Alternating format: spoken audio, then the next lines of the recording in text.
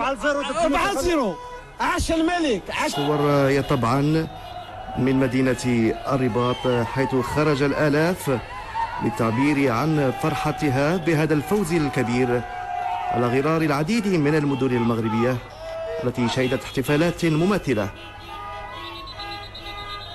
الجميع يعبر بطريقته الخاصة عن فرحتهم بهذا الفوز الذي كما قلت له